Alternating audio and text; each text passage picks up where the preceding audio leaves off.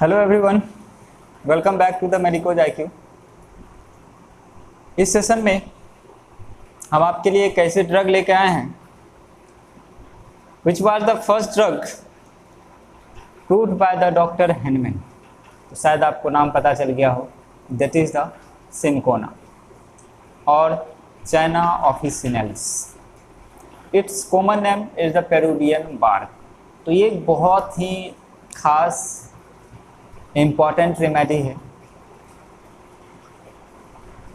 जहाँ से कि होम्योपैथी की शुरुआत हुई थी, क्योंकि इसी ड्रग से डॉक्टर हेनमैन साहब को यू कैन से दैट एक किक मिला, जिसके कारण जहाँ से वो सोचना स्टार्ट किए। ठीक उसी तरह जिस तरह की न्यूटन ने एक एप्पल को नीचे गिरते हुए देखा तो वहाँ से लॉ ऑफ ग्रेविटेशन दे दिया, ठीक यहाँ भी वही हुआ था। तो चलिए ये हम लोग देखते हैं कि ये क्या था ड्रग। इस ड्रग में जो इम्पोर्टेंट हम लोग पार्ट पढ़ेंगे वो इसका पार्ट होगा कॉन्स्टिट्यूशन। कॉन्स्टिट्यूशन के बाद कॉजेशन, इसका कॉजेशन भी इम्पॉर्टेंट है। And after the causation mind के बाद पेन भी इसमें पेकुलियर होगा। इसके बाद और भी इसमें कुछ सिम्टम्स है जैसे कि headache, GI symptoms, haemorrhage, intermittent fever. इसके अलावा भी कुछ इम्पॉर्टेंट सिम्टम्स होंगे तो उसको हम लोग देखेंगे। तो सबसे फर्स्ट पार्ट पे हम लोग ध्यान दें, कॉन्स्टिट्यूशन कैसा होता है। तो इसको ब्रोकन डाउन कॉन्स्टिट्यूशन के लिए दिया जाता है। ब्रोकन डाउन कॉन्स्टिट्यूशन का मतलब है कि बंदा एकदम एग्जॉस्टेड हो, शरीर से बिल्कुल टूट चुका हो, मतलब आप कह सकते हो कि फुल्ली एग्जॉस्टेड हो गया हो, अब शरीर में कुछ नहीं बचा हो। खास करके ये जो होता है फ्रॉम द एग्जॉस्टिंग डिस्चार्जेस, जैसे लॉस ऑफ वाइटल फ्लूइड्स या एब्यूज ऑफ क्विनिन्स, तो ऐसे टाइप के कॉन्स्टिट्यूशन में सिनकोना को दिया जाता है। Persons who were robust, strong and healthy, जो कि पहले हेल्दी था, स्ट्रॉन्ग था, रोबस्ट था, लेकिन now become debilitated from the exhausting discharge. अब वो ब्रोकन डाउन हो चुका है, वीक हो चुका है। क्यों? Due to the exhausting discharge और the loss of the vital fluids, खास करके हेमरेज के कारण। तो अब ऐसा सिचुएशन आ गया, तो ऐसे पेशेंट में हम देते हैं सिनकोना को। अपीयरेंस की अगर हम बात करें तो फेस इसका पेल होगा हिपोक्रेटिक। हिपोक्रेटिक फेस का मतलब है संकन फेस हो जाता है। जस्ट जिस तरह से डिहाइड्रेशन होता है, डिहाइड्रेशन के कारण जो फेस का अपीयरेंस होता है, ठीक उसी तरह का अपीयरेंस हो जाता है। Eyes sunken and surrounded by the blue margin, pale, sickly expression as after excesses. कोई भी तरह का एक्सेस हो गया हो, सेक्सुअल एक्सेस या फिर किसी भी तरह का डिहाइड्रेशन या लॉस ऑफ वाइटल फ्लूइड, तो उसके कारण जो अपीयरेंस आता है ना, उसी अपीयरेंस को हम बोलते हैं हिपोक्रेटिक अपीयरेंस। तो इस तरह का फेस होता है। अब आइए जो इसका इंपॉर्टेंट पार्ट है वो है कॉजेशंस। किसके कारण इसमें प्रॉब्लम की शुरुआत होती है? जो इसका कॉजेशन है, सबसे मेन कॉजेशन है from the exhausting discharges such as the loss of vital fluid, specially haemorrhage. तो इसमें मेनली हेमरेज को फोकस किया जाता है, क्योंकि हेमरेज के कारण इसमें जो सिचुएशन की शुरुआत होती है उसके लिए हम सिनकोना दे सकते हैं, और ये बहुत ही अच्छी रेमेडी होती है ऐसे सिचुएशन के लिए। या फिर due to the excessive lactation, diarrhoea, suppurations, किसी भी तरह का, लेकिन स्पेशली मेनली ध्यान रखा जाता है हेमरेज को, ठीक है। और इस तरह का सिचुएशन चिनम सल्फ में भी देखा जाता है, चिनिनम सल्फ में भी देखा जाता है। Due to the bad effects of excessive tea या फिर अब्यूज ऑफ कैमोमाइल टी, इसके कारण अगर हेमरेज होता हो then you can think of the cinchona bark और चाइना। इसकी अगर हम माइंड की बात करें तो ये एपेथेटिक होता है, बिल्कुल भी किसी भी तरह की सिंपैथी नहीं होता। इंडिफरेंट, टेसिटर्न, मतलब कोई मतलब नहीं है लोगों से, ठीक है, किसी भी चीज़ें काम से मतलब नहीं है, तो ऐसा बिल्कुल इंडिफरेंट अलग होता है, ठीक है। फॉस्फेरिक एसिड में भी इस तरह के सिम्टम्स आपको देखने को मिलेंगे। Despondent, gloomy, has no desire to life but lacks courage to commit suicide. तो मतलब ये अपने लाइफ से परेशान हो जाता है, बहुत ही ज़्यादा उदास रहता है, तंग रहता है, ठीक है। अब इसमें जीने की बिल्कुल भी इच्छा नहीं है, यार अब बिल्कुल नहीं हमें जीने का मन कर रहा है, ठीक है। तो पेशेंट चाहता है कि अब हम सुसाइड कर लें, बट हिम्मत नहीं होती, तो has no desire to life, जीने का भी इसको बिल्कुल भी इच्छा नहीं है, लेकिन सुसाइड करने की भी हिम्मत नहीं है। ये ध्यान देने वाली बात है। Inclination to commit suicide but hate to die nux vomica. But अगर सुसाइड करने की टेंडेंसी हो, सुसाइड करने का डिजायर हो, बट मरने का डर हो, then you can think of the nux vomica. आइए इसके बाद जो इसका इंपॉर्टेंट पार्ट है वो है इसका पेन। जो पेन इसमें होता है वो ड्रॉइंग टीयरिंग टाइप का पेन होता है in every joint and in all the bones. तो खास करके सारे ज्वाइंट में पेन देखने को मिलेगा। टीयरिंग टाइप का पेन, ड्रॉइंग टाइप का पेन, या जितने भी बोन्स है सारे बोन्स में इस तरह का पेन देखने को मिलता है। Sensation in periosteum as if strain, ऐसा लगता है कि इसका जो पेरिस्टियम है पूरा स्ट्रेन हो गया है, बहुत ही ज़्यादा खिंचा चला गया है, इसके कारण पेन होता है। ठीक है। एंड सोर ऑल ओवर द पेरियोस्टियम, तो पूरा बॉडी में बोन पे जहाँ जहाँ पेरियोस्टियम है सब जगह इसको सोरनेस फील होगा, और पेरियोस्टियम के स्ट्रेनिंग होने के कारण जैसा फील होता है उस तरह का पेन इसमें होगा। Obliged to move limbs frequently, ठीक है। इस पेन के कारण इसकी मजबूरी होती है कि हाथ पैर एकदम इधर उधर मूव करते रहता है, क्योंकि इससे इसको रिलीफ मिलता है। एज मोशन गिव्स रिलीफ, तो इस वजह से इसका हाथ पैर हमेशा इधर उधर मोशन करते रहता है पेन के वजह से। But renewed by contact and then gradually increases to the great height. जो ध्यान देने वाली बात है, जो इसका पेन होता है मोशन से रिलीफ मिलता है, लेकिन फिर से किसी भी तरह का टच हुआ, कांटेक्ट हुआ, तो उससे फिर से इसका पेन शुरू हो जाता है और फिर इंक्रीज होते होते होते मैक्सिमम तक पहुंच जाता है। Pains are aggravated by the slightest touch but ameliorated by the hard pressure. तो ये पिकुलियर चीजें हैं, यदि आपको ध्यान रखना है। अभी जस्ट बताया कि पेन इसका रिन्यूड होता है बाय कॉन्टैक्ट और टच, तो टच स्लाइटेस्ट टच से भी इसका पेन एग्रावेट कर जाता है, लेकिन जब वही आप हार्ड प्रेशर देंगे, ठीक है, तो इससे इसको रिलीफ मिलता है। पलम्बम में भी इस तरह का सिम्टम देखने को मिलता है। एंड देन आइए, it is also given for the headache. In which type of headache? तो specially when headache is seen after the haemorrhage or after the sexual excess or due to the loss of the vital fluid, then you can think of the cinchona or the china. And this type of headache started in the occiput region and extend to the whole head. तो शुरुआत कहाँ से हुआ था? Occiput, और धीरे धीरे पूरे हेड में स्प्रेड हो जाता है। Then you can think of the cinchona. And sensation किस टाइप का होता है? तो sensation as if skull would burst, ऐसा ऐसे फील होता है कि अब इसका स्कल बर्स्ट कर जाएगा। N intense throbbing of the head and in the carotid artery, तो पल्सेशन फील होगा हेड में भी एकदम इस पल्सेशन, ठीक है, धक धक धक धक इस तरह का सेंसेशन देखने को मिलता है। या फिर आपका जो कैरोटिड आर्टरी होता है वहाँ भी एकदम जब आप फील करोगे तो वहाँ भी थ्रॉबिंग सेंसेशन, बहुत ही ज़्यादा पल्सेटिंग मूवमेंट, ठीक है, इंटेंस पल्सेटिंग मूवमेंट आपको देखने को मिलेगा, ठीक है, हेडेक के साथ साथ। Then you can think of the China.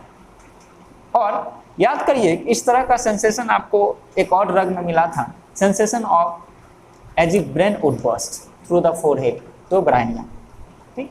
तो sensation as if skull would burst with the intense throbbing in the brain as well as in the carotid artery, then drug will be the cinchona. But if the sensation as if brain would burst through the forehead, then drug will be the brahnia.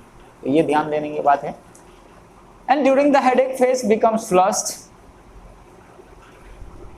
और जो इसका headache होता है वो बैठने से सोने से एग्रावेट कर जाता है, इसकी मजबूरी हो जाती है खड़े हो जाना, टहलते रहना, इससे इसको रिलीफ मिलता है। And now after the headache the important part is the GI. इसकी अगर हम जीआई की बात करें तो बहुत ही ज़्यादा एक्सेसिव फ्लॉटुलेंसी ऑफ स्टमक एंड बॉवेल्स देखने को मिलता है। बहुत ही ज़्यादा सीवियर गैस बन जाता है, पूरा एब्डोमेन ब्लॉटेड हो जाता है, फूल जाता है। फर्मेंटेशन, कोई भी खाना खाए गैस बन गया। बोरबोरिगमस मीन्स क्या होता है कि इसके इंटेस्टाइन में, जीआई ट्रैक्ट में एक रम्बलिंग साउंड देखने को मिलता है, which is due to the movement of the fluid. तो कोई भी फ्लूइड या गैस अगर मूव कर रहा हो तो इसके कारण जो रम्बलिंग साउंड मिलता है, गर्गलिंग साउंड मिलता है, this is the borborygmus. And belching gives no relief. Generally ऐसा होता है कि गैस अगर बन गया हो तो अगर बेल्चिंग होता है तो गैस अगर बाहर निकलता है तो उससे रिलीफ मिलता है, लेकिन ये एक ऐसे पेशेंट हैं जिसमें कि बेल्चिंग से बिल्कुल भी रिलीफ नहीं मिलता है, belching gives no relief. But अगर बेल्चिंग से रिलीफ मिलता है then you can think of the carbo veg. और जो इसमें फ्लॉटिलेंसी होती है, जो गैस बनता है वो एग्रावेट करता है आफ्टर ईटिंग द फ्रूट। तो फ्रूट खाने से इसका गैस और भी ज़्यादा बढ़ जाता है, और भी ज़्यादा इंटेंस हो जाता है। पल्सेटिला में भी इस तरह का कुछ सिम्टम्स देखने को मिलता है, बट वहाँ पे फ्लॉटिलेंसी नहीं बढ़ता, वहाँ पे डायरिया हो जाता है फ्रॉम द फ्रूट्स। तो फ्रूट लेने से वहाँ पे डायरिया देखने को मिलेगा, या फिर कोल्ड फूड या आइसक्रीम। और इस तरह का सिम्टम्स आर्सेनिक एंड ब्रानिया में भी देखने को मिलेगा। ये पल्सेटिला में लाइन लिखा हुआ है in the LNQ notes. Then it is also given for the colic, especially when colic occurs at certain hour each day। तो एक पीरियोडिसिटी होनी चाहिए।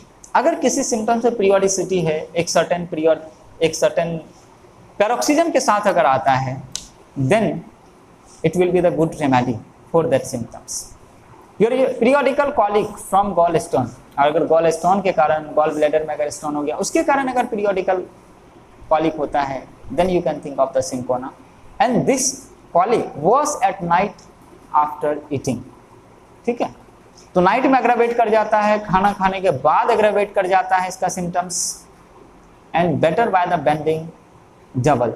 ठीक है, जब इसका कॉलिक होता है तो बहुत ही ज़्यादा अपने स्टमक पे प्रेशर, एब्डोमेन में अगर प्रेशर डालता है एकदम बेंडिंग बाय द डबल, तो इसको रिलीफ मिलता है।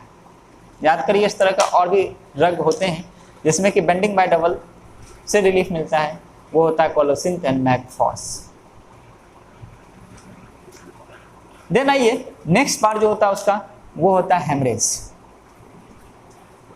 हेमरेज के लिए भी एक अच्छी रिमेडी होती है, खास करके haemorrhage of the mouth, nose, bowels और uterus. And long continued haemorrhage अगर देखने को मिलता है then definitely you can think of the cinchona.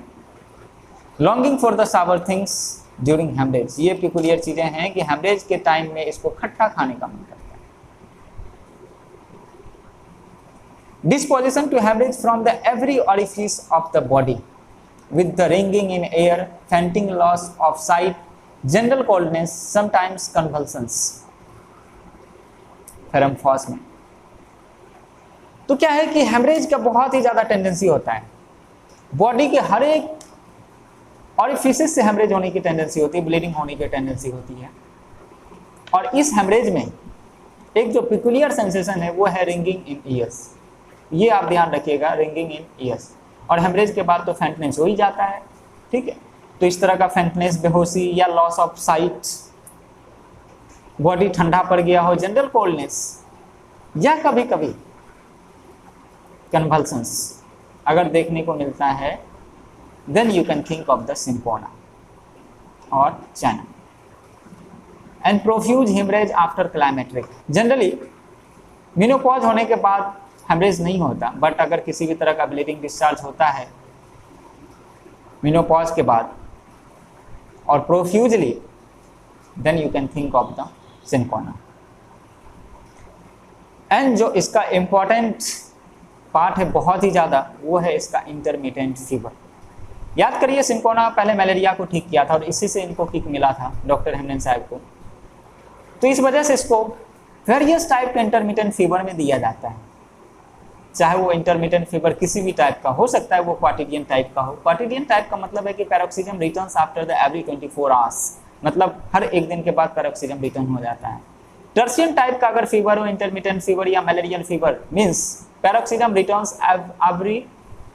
पैरोक्सिजम returns after every 48 hours और 2 days। तो यहाँ पे 2 दिनों के बाद अगर पैरोक्सिजम रिटर्न होता है, then also you can think of the cinchona. और it may be the quartan type. Quartan type का फीवर कैसा होता है, मलेरियल फीवर या intermittent fever, means paroxysm returns after every 3 days और 72 आवर्स।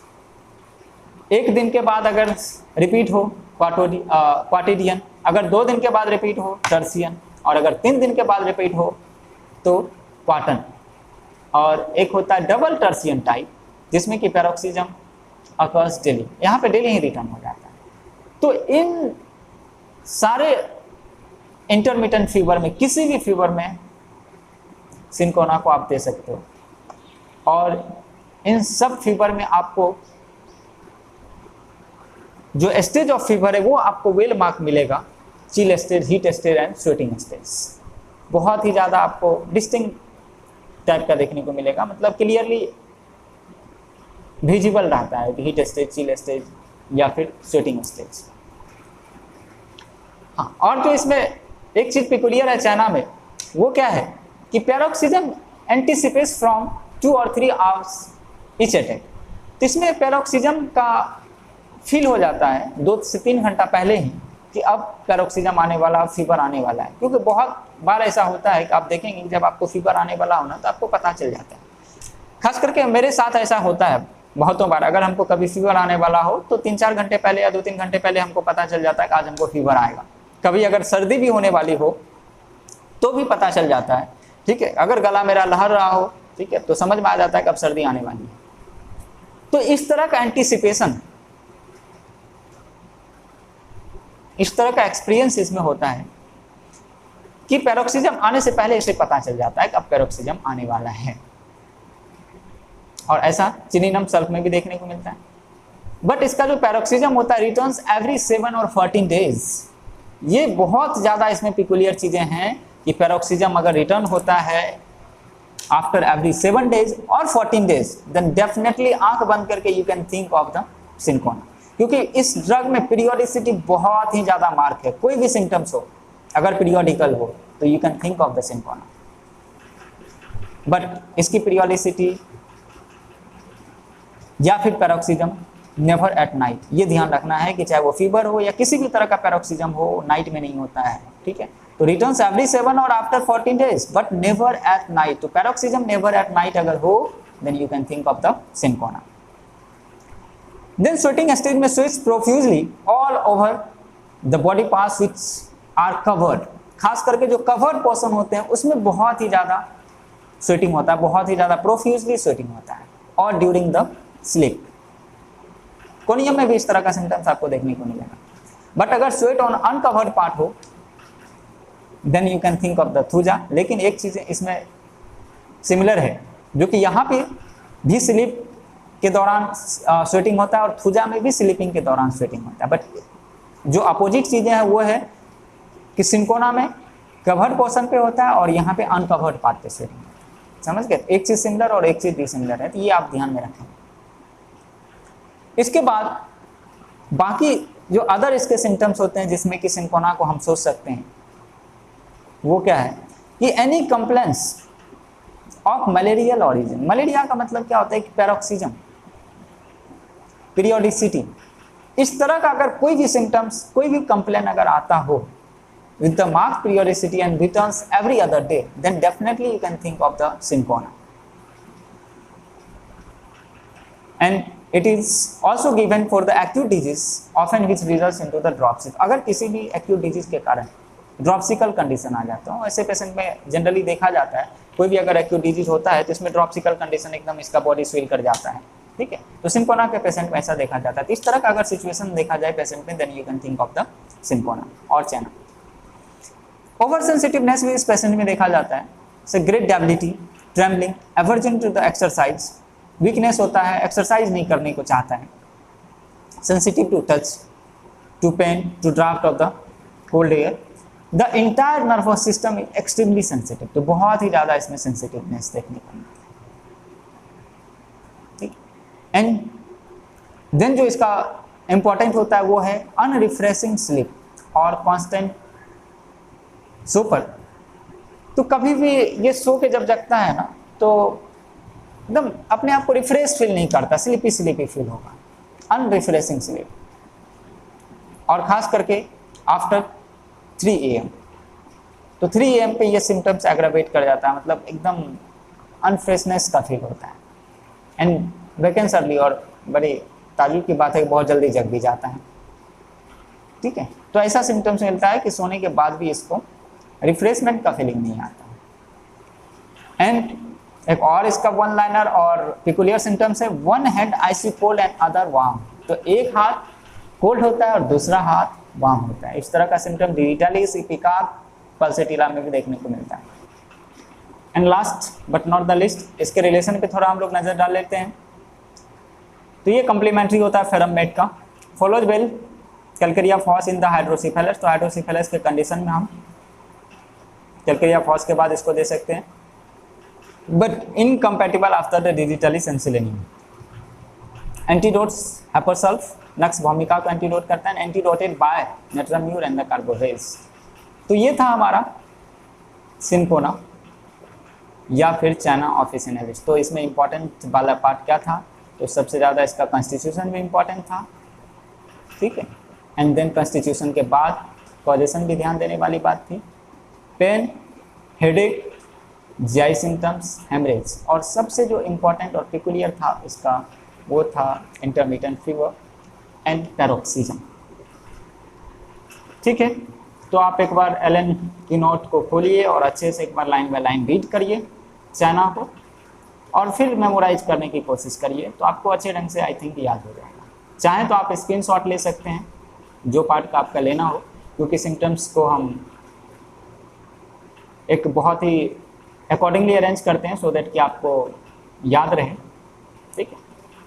इस ड्रग में इतना ही, मिलते हैं नए ड्रग में।